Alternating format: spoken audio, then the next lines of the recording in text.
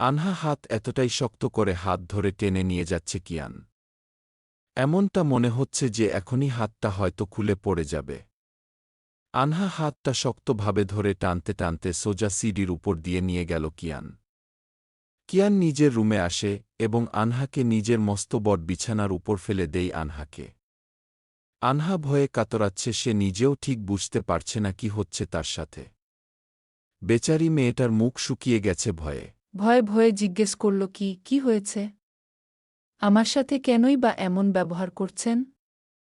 আমি কি কোনো ক্ষতি করেছি আপনার? আমার মুখের উপর কথা বলছিস? কি করেছিস মানে কি? তোর জন্য অন্য কেউ আমার সম্পত্তির দিকে নজর দিয়েছে, আজ কেন দেবে বলো? শাসন করার মতো কেউ নেই বলে কি এত অগোছালো হয়ে থাকবি? আনহার মাথায় কোনো কথায় পৌঁছায় না, সে বুঝতেই পারছে না। একেই ভয়ে কাদো কাদো হয়ে আছে, তারপর আবার কথা থেকে সম্পত্তির কথা আসলো, তার মাথায় কিছুই গেল না। আনহা খাটের উপর ফেলে রেখে রাগে গজগজ করতে করতে রুম থেকে বেরিয়ে যাচ্ছিল কিয়ান। আপনি কেন করছেন এসব?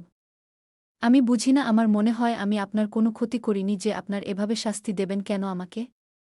আপনি বেশ কয়েকবার এমনটা করেছেন। আমি ঘুরতে গেলে, বন্ধুদের সাথে কোথাও গেলে কেন সব মজা শেষ করে দেন? নিজে সারাদিন বাড়িতে বসে থাকেন, কোনো আনন্দ করেন না, আমাকেও আনন্দ করতে দেন না কেন? আর আমি তো আপনার ছোট বোনের মতো, আমি ছোট থেকে আমি। পুরো কথাটা না শুনেই কিয়ান, বোন কথাটা কানে গেলেই কিয়ানের মস্তিষ্ক যেন ঝলসে যাচ্ছে। কিয়ান কোনো কিছু না ভেবেই আনহার গলা চেপে আনহাকে জোরে বিছানার উপর ফেলে দেই। কিয়ান আনহাকে নিচে বিছানায় ফেলে নিজের দুহাত দিয়ে আনহার হাত চেপে রেখেছে। কিয়ানের শার্টের হাতগুলা গোটানো ছিল, দুইটো বোতাম খোলা ছিল।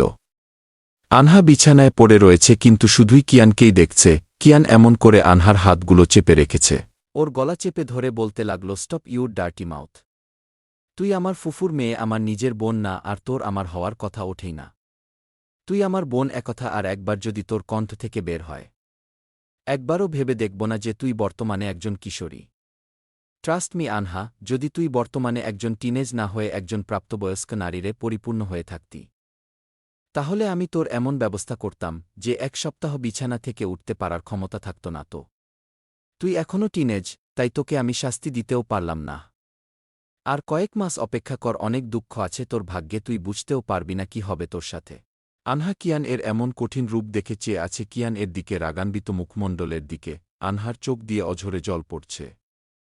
আনহা কোনো কথা বলতে পারছে না, বুঝতেও পারছে না কিছুই।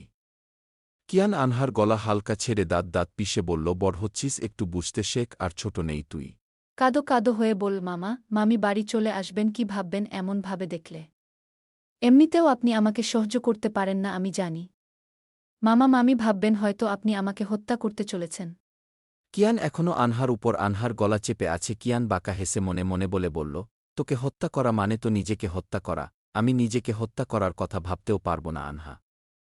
তোকে আঘাত করতে গেলে সেই আঘাত আমাকেই ক্ষতবিক্ষত করবে।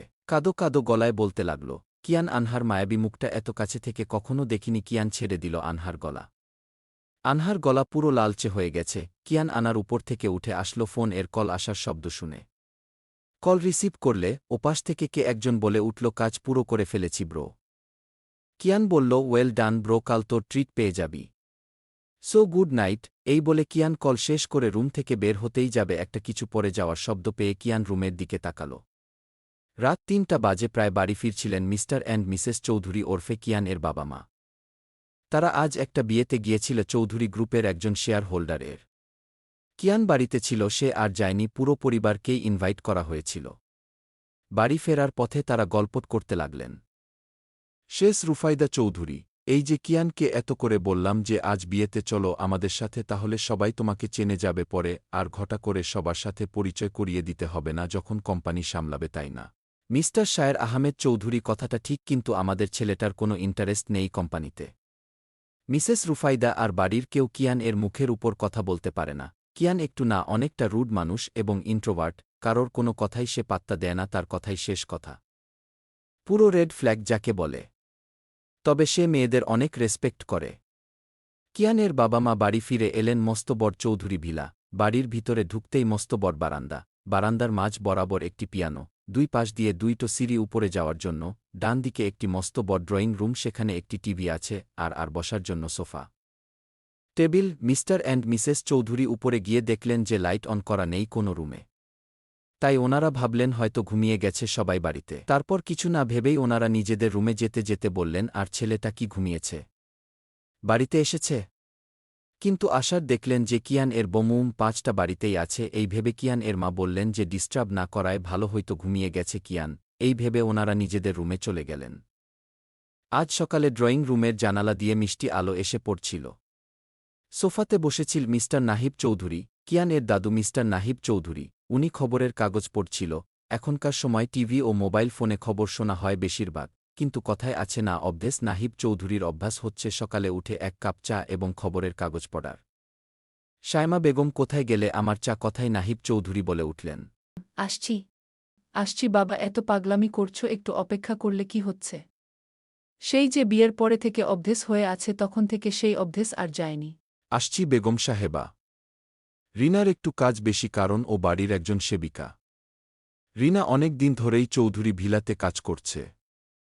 সিডি থেকে স্যুট ঠিক করতে করতে নামছিলেন মিস্টার শায়ের চৌধুরী।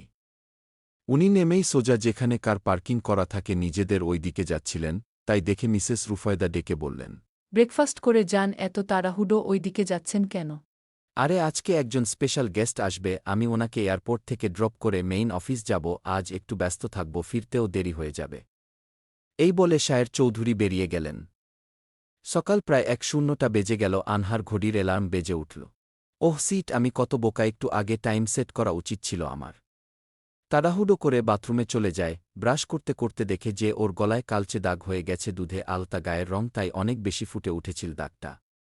সে বেশি কিছু না ভেবে স্নান করে রেডি হতে যায়, কারণ আজ ওর লাস্ট এক্সাম ছিল। সে আয়নার দিকে তাকিয়ে কিছু একটা ভেবেই সে হকচকিয়ে যায়। আনহা মেম সাহেবা, আমার ব্রেকফাস্ট তৈরি হয়ে গেছে, রিনা বলে উঠল। আনহা নিচে নেমে আসছিল, নিচে নামতেই দেখল